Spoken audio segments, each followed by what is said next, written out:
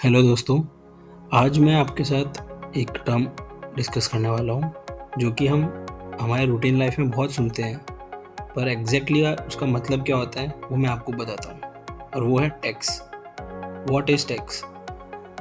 Tax basically एक फ़ी है या फिर एक चार्ज कह लो, जो कि गवर्नमेंट एक इंडिविजुअल जैसे कि आप और मैं, या फिर ऑर्गेनाइजेशन या फिर कंपनी जैसे रिलायंस कंपनी, उनसे टैक्स कलेक्ट करती है, उनसे एक चार्ज कलेक्ट करती है। और वो चार्ज कलेक्ट क्यों करती है?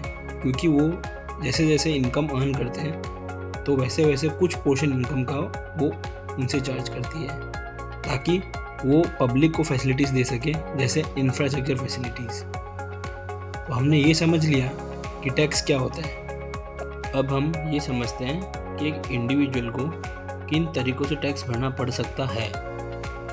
मतलब टैक्स के फॉर्म्स, जो कि है डायरेक्ट टैक्स और इनडायरेक्ट टैक्स। एक इंडिविजुअल को डायरेक्टली टैक्स भरना पड़ सकता है, जो कि होता है इनकम टैक्स, और एक इंडिविजुअल इनडायरेक्टली टैक्स पे करता है, for example GST.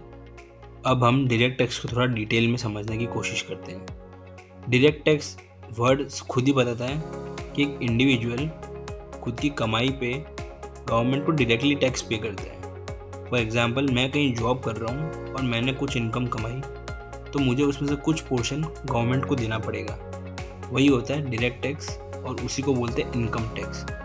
For example, previous year 24-25 में मैंने काम किया और इनकम कमाई, तो मैं उसका टैक्स असेसमेंट ईयर 25-26 में पे करता हूँ। तो हमने डायरेक्ट टैक्स तो समझ लिया, अब हम इनडायरेक्ट टैक्स समझते हैं।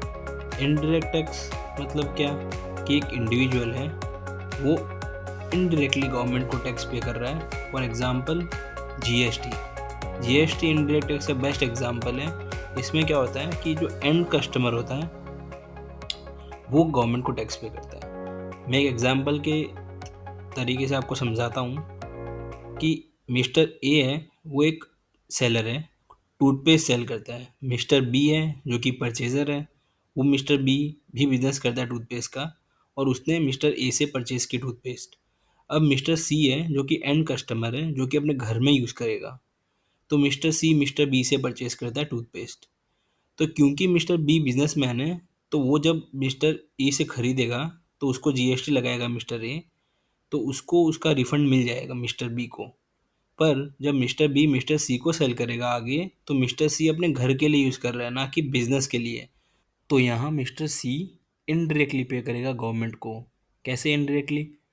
पहले मिस्टर ए ने टैक्स लगाया मिस्टर बी पे, देन मिस्टर बी ने मिस्टर सी पे टैक्स लगाया, और मिस्टर सी गवर्नमेंट को टैक्स पे करेगा। तो ये होता है इनडायरेक्ट टैक्स। आई होप आपको ये वीडियो अच्छी लगी है, इन्फॉर्मेटिव लगी। So do like this video, share this video and subscribe this channel for more content related to this, as I'll be posting on a daily basis.